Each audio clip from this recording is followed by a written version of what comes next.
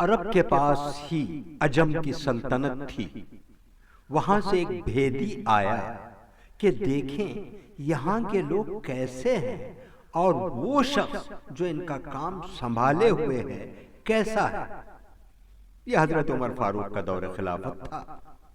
حضرت عمر کے کام کرنے کے طریقے سیدھے، سچے اور بڑے مضبوط تھے۔ دور دور تک اس بات کی شہرت تھی کہ وہ ملک و ملت کے بڑے اچھے خدمت گزار ہیں۔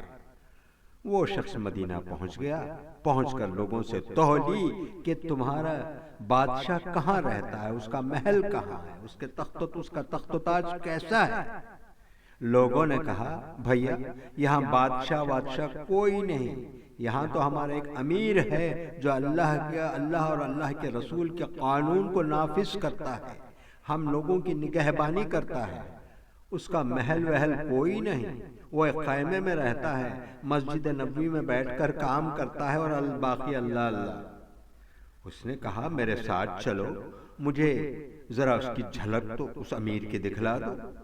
جواب ملا کہ ابھی وہ ادھر سے گئے ہیں، اسی راستے پر جاؤ، اگر جاگ رہے ہوں گے تو راستے میں کہیں مل جائیں گے۔ میں نے دیکھا ان کے ہاتھ میں اس وقت ایک درہ ہے، اور وہ اگر سو رہے ہوں گے تو کسی سائے دار درخت کے نیچے دیکھ لینا، لبے راہ شاید تمہیں سوتے ہوئے مل جائیں گے۔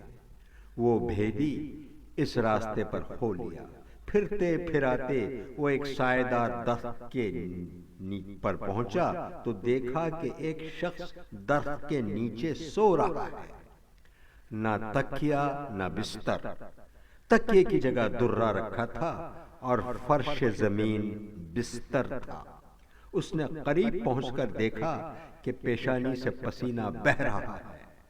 درخت سائے دار تھا مگر اطراف گرمی کی شدت ہے، جس زمین پر وہ سو رہے تھے وہ مشکل ہی سے سویا جا سکتا تھا، مگر اس نے دیکھا کہ وہ آرام سے اور اطمینان سے سو رہے ہیں۔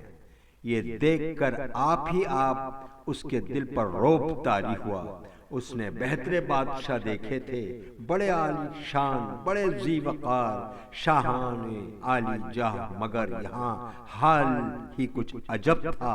اس نے سوچا کہ عرب و عجم میں کون ہے جو اس کے جاہ و جلال سے واقف نہیں، مگر یہ جاہ و جلال اماری، کٹاری، نوبت، نقارے، ماہی مراسب کی کا جاہ و جلال نہیں، یہ اخلاص کا کردار کا جاہ و جلال ہے۔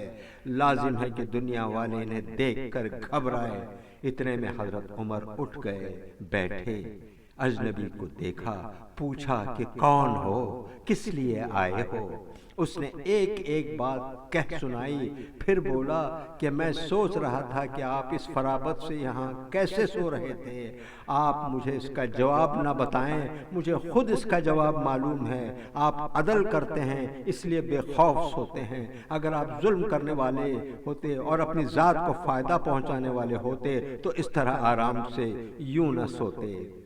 انسان کا کردار اس کی شخصیت کو بناتا ہے، اور اس کی شخصیت میں کردار کا اگر جوہر ہے تو اسے کسی آب و رنگ کی ضرورت نہیں، کسی آب و رنگ کی حاجت نہیں رہتی۔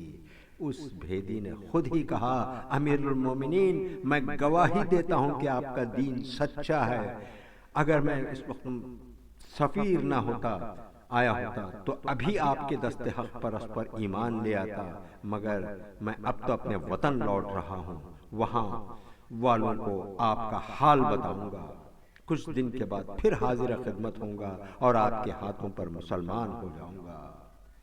ایک ارشاد نبوی کا مطلب ہے کہ انسان کا دل بہت پلٹنے والا ہوتا ہے اور اس کی خوب نگرانی کرنی چاہیے۔ ارشاد ربانی کا ایک مطلب ہے ہم نے انسان کو خیر و شر دونوں صلاحیتیں دی ہی ہیں اور صراط مستقیم کی طرف وحی کے ذریعے رہنمائی بھی کر دی۔ اسے چاہیے کہ اپنا نمونہ عمل ڈھونڈ لے اور اچھی صحبتیں اختیار کرے جو اس کے دل کو اچھائیوں کی طرف لے جائے۔